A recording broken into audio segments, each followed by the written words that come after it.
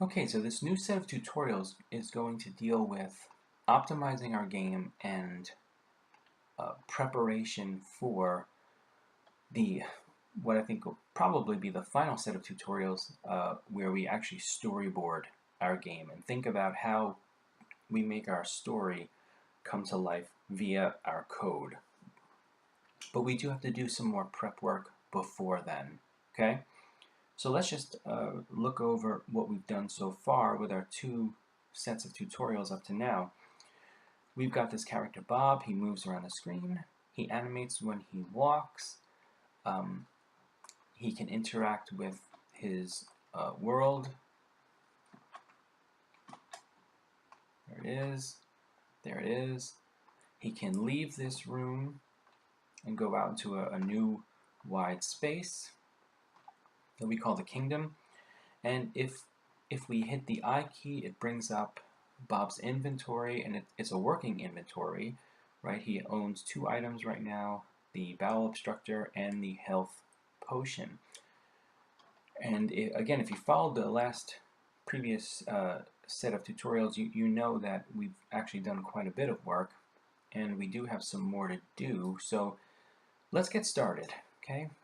The first thing we're going to do actually is, in the last couple of tutorials, we started working with creating items or creating objects via code, and that is a nice efficient way to do it actually. So we're actually going to come into our main scene here, and we're going to delete our inventory screen, and then we're going to come to the kingdom, and we're going to delete the inventory screen because we want to create those via code. So let's find our external event here. Inventory creation, that's the one we want. Let's click this button here, and you see we're already creating these text objects via code, so we're going to also create the menu itself, and we only need to do it one time. So here's what we're going to do.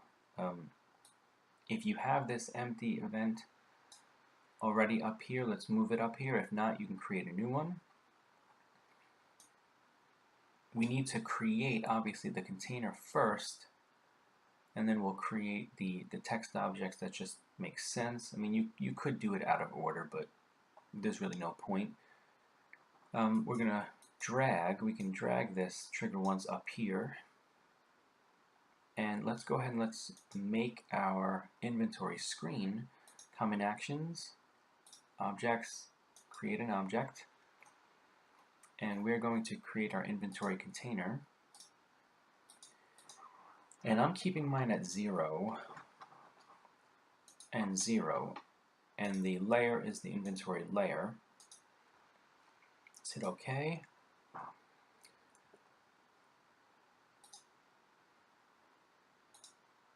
And 0, 0 is going to place it right in the upper left corner, exactly, pretty much close to where we had it before. But the added benefit to using the code is also we're going to get some precision here. So let's see how that does. Let's do a preview.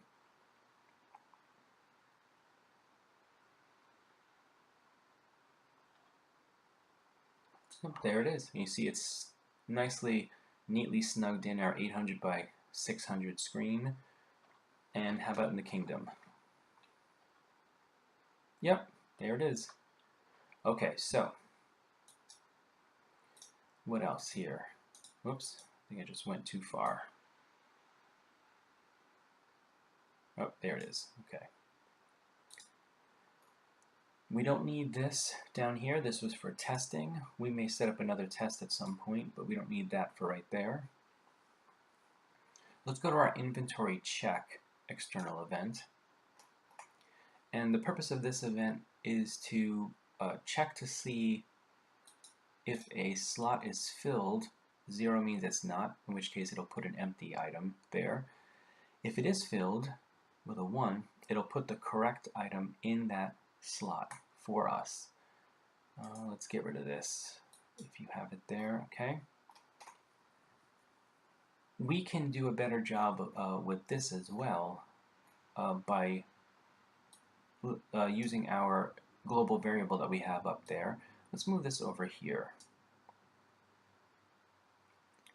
And let's get rid of our trigger once there, because we're going to use our variable to do it, to trigger it as needed. Let's get rid of this trigger once. And I'm going to change this now to a 1. So when global variable inventory check is set to 1, it'll run through this code. Let me collapse it just so you can see it a little bit better. Never mind. It'll run through this code, and then we need to shut it back off again. So let's add one more. Close this out. Let's add one more event here, and let's make our global variable inventory check 0.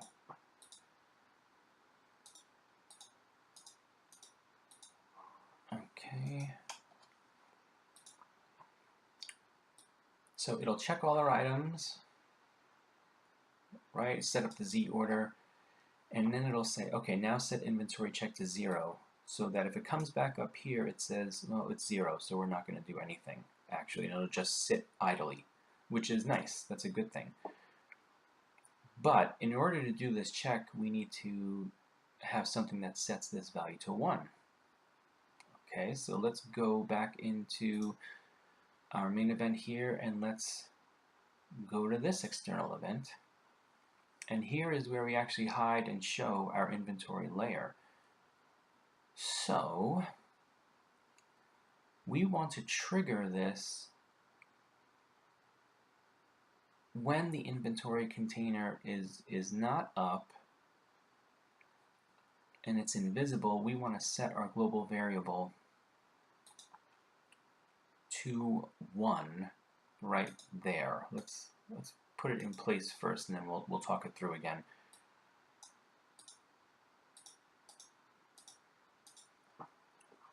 We'll set this to 1,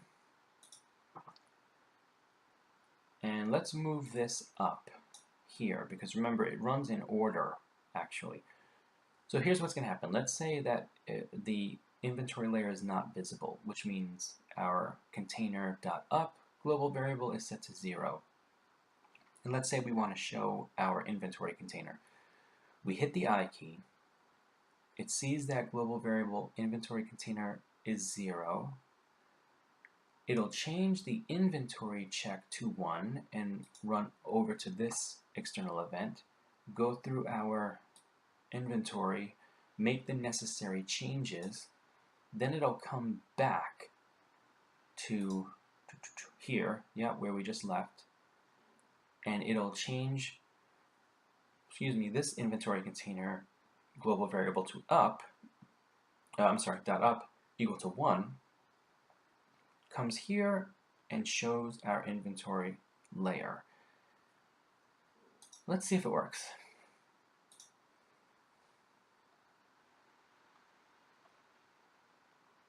Okay, we're still good. We're still good.